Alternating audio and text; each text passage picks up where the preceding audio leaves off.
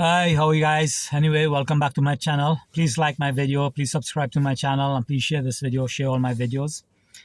Um, a while back, I put out a video about India needing intercontinental ballistic missile. And my videos focus on India only, right? Now, I don't care about India. But last night, Trump basically invaded. Yes, he invaded. He may have withdrawn now, but he invaded Venezuela. He kidnapped the president. He kidnapped his wife. And that reminded me about that video I put out. Now, if Venezuela had focused on building up its military and also developing an intercontinental ballistic missile and becoming a nuclear power, okay, that would not have happened. It would not have happened. It could not have happened. Okay, and I knew this was going to happen. I knew this was going to happen because the the Americans, they had warships at the sea. And I knew that the Venezuelans, even though they were not capable of it, they should have attacked the military, because it was an act of war to deploy warships while utilizing aggressive language. Aggressive language only basically compounded the threat. Okay, but the deployment of warships around another country's border is an act of war, and the Venezuelans, they should have attacked that. Because now what happened? Maduro has been kidnapped, dragged out, embarrassed on the world, is heading towards New York to be tried in an unfair court. No American court is going to treat that man fairly. None. None is going to treat him fairly. He will never get a fair trial. In fact, the way it was done, he should be actually ordered by the U.S. government, should be ordered by the Supreme Court of the United States to release him and compensate him. All laws of the American and international institutions would demand that happen. But that is not going to happen, because in this world, might makes right. And this is why I said India needs intercontinental ballistic missile. Had Maduro attacked, even though he was weak, had he attacked, at least he would have went out with a fight. But he did not attack. Okay? Had he possessed nuclear weapons and the ability to deliver that to the United States, he would not have been attacked. Okay? He would not have been attacked. Brothers and sisters, this is why I keep saying India needs intercontinental ballistic missile and not a credible minimum deterrence. You need credible, meaning that it has been tested, validated, and it continues to be improved on, and significant, meaning that it will not only destroy you once or twice, but several times over. This is what India needs. Okay? I hate this nonsense about strategic autonomy and non-alignment and no, it doesn't work. It does not work, please. Not until you reach a significant level of development. And India is not going to reach that until India hits a minimum of $20,000 equivalent income per capita. Minimum. Okay? Not with things being as expensive as it is. But the reason why I say $20,000 is because of the buying power in India. Okay? So, this morning, January 3rd, 2026, Saturday morning, January 3rd, 2026. Let this be a lesson for you, for India, that you need to build that intercontinental ballistic missile now. You need to do it. You need to test it. You need to continuously test it and continuously improve it. Okay? Limiting yourself, meaning that you do not have autonomy. When you limit yourself, you do not have autonomy. Speaking about autonomy and having it are two different things. Right now, it is a lot of hubris and no action. None. No action. India should have had intercontinental ballistic missiles since the 1970s. Okay? Much earlier, actually. But say it is since the 1970s, when the U.S. deployed that battle carrier group. When the U.S. deployed that battle carrier group on the Bay of Bengal. That is when intercontinental ballistic missiles should have been developed, tested, validated, and deployed. Okay? Forget about Pakistan. Okay? Pakistan is an aberration of history, and Bangladesh that needs to be corrected. Okay? Read what I'm saying. So, brothers and sisters, my question to the Modi government, and I love Narendra Modi, I love him, but I'm growing to hate him because he's not taking the decisive actions that's needed. Okay?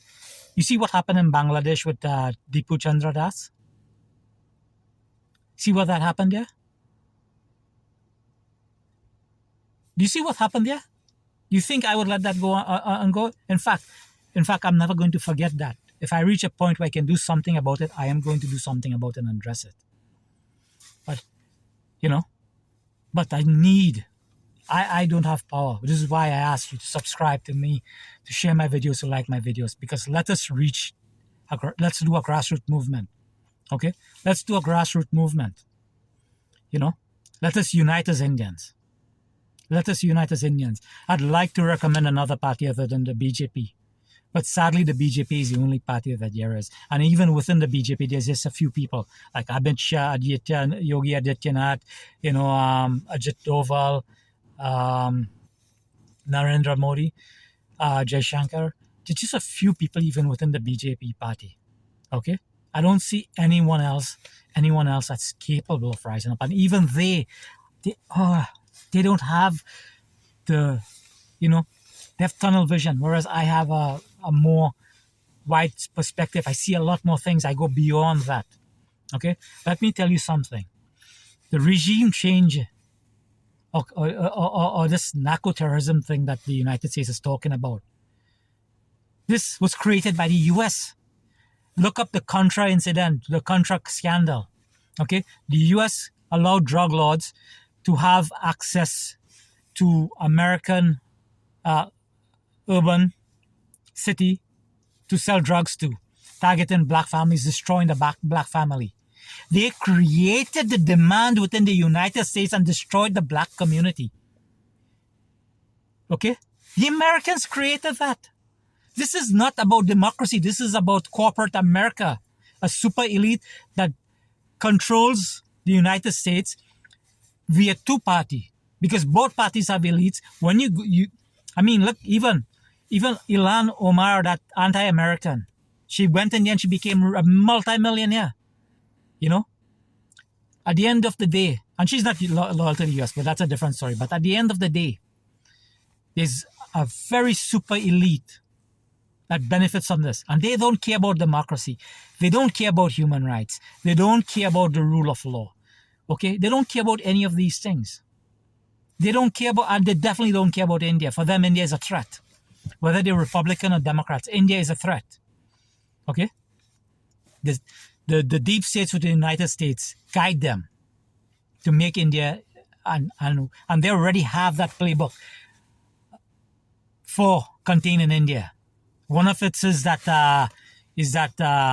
woman who says she's Dalit and is running some foundation out there. The other is that Patel woman who got arrested for threatening them. The other one is that another Indian woman. And then there you have the Khalistani movement and the Khalistani for Justice. They have a lot of weapons that they have against India already. Active, not inactive, are active. Okay? So the US is a threat to India. Let Venezuela be the example. Okay? I knew this would happen to Maduro. I've been following this, and I knew it would happen to Maduro. And I knew and this, let me give you some military lessons here now. From the time somebody deploys their warship around you and start deploying military assets where you are, you better attack. Okay? You better attack. Now, Maduro got captured without fighting. If he had attacked those warships, because that was an act of war, regardless of it's been in international waters, he should have declared it an act of war, give them a time frame to withdraw, and say it's a legitimate act of war. Okay? Because an act of war, the Americans considered much minor stuff as act of war. For example, they consider election interference, even though they actually do that way more than anybody, an act of war. So deploying hard military asset is an act of war. Had Maduro, okay, had Maduro attacked them, yes, he may have. He should have planned with Colombia because he has I think in Colombia with Brazil. He could have made plans with all of them for support, military support, all of these things. Set up a logistics and begin attacking them. Get some stuff from the Russians and attack them out there, so that you know what, they would have fought. They would have fought. In fact, they may have fought and struck him, and not struck him, but they could not target him because it's illegal in war to do that. So imagine that. He would have been more safe if he had attacked them. Had he attacked them proactively, it would have not been preemptively, proactively, because they were the ones deploying military assets to the Caribbean. And now every leaders around the world, you can use this as an example, that the United States deploy military assets around your nation is a preemption, is the first step to them preemptively attacking you. Let that be the lesson. Okay? Now, what's the other one? And I'm no fan of Saddam Hussein, when Saddam Hussein invaded Kuwait and the Americans were deploying in Saudi Arabia, they had every intention of invading him, removing him. Every intention. They had every intention of doing that. Okay? That was it. That was their intention. That was their intention, very clear. He had two choices. He did neither of them. First choice was to withdraw into Iraq under conditions where everything would be removed. He could have negotiated that. The second one is that he should have invaded Saudi Arabia, where they were building up the alliance against him. Do not let the Americans gain a foothold in Saudi Arabia. He should have proactively invaded. Because it's easier and better to fight a war, defend the land from ships attacking, than it is from when the enemy is already entrenched and have a logistics supported. I have a natural ability when it comes to military aptitude. I do have that. It might be because from the time I was a kid, I read a lot of military historical books and military events, and I'm drawn to military, I think. And I've studied a lot of India's military mistakes. Okay? I know you all talk about the Battle of Longewal. That was a fiasco. That was a fiasco, except, the Pakistanis committed even greater mistakes than the Indians. Major Chandpuri, his brilliance is understated. He's the one, not the Indians. That man is the one that made the Battle of Longewal into legend. Okay? Not the Indian government, not the Indian military leadership. Okay? Let us look at the recent strike, Operation Sindoor. Why was the Indians should have taken off the Pakistani Air Force and air defenses instead of allowing them to use it? And they repeated the mistake in Kargil when the Pakistanis were able to shoot down the Indian jets. Indian military leadership, they are way behind. They need a, oh my God, they anger me. But brothers and sisters, I'm telling you, back to what I said, and it's very prophetic what I said in my previous videos. Go see it. I have a video. Look it up. India needs ICBM. I think that's the title, but look it up. You'll see it under my page, my channel. And I'm saying this again. India needs intercontinental ballistic missile. India needs to build up its military industrial capacity. Okay? Stop giving away these freebies. If you're gonna give away freebies, make people work for it. Have them go clean the streets, sweep the streets. Go do community service, do all of these things. Make them work for it. Make a better India, cleaner India. Create. You're gonna give it away to them. Make them do some work.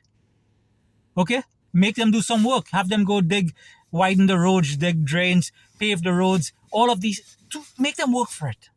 Okay? Before I go now, I'm gonna go. But before I go. The U.S. capturing of Maduro succeeded because they are traitors within Venezuela. It can only happen because they are traitors within Venezuela. India has a lot more traitors than Venezuela.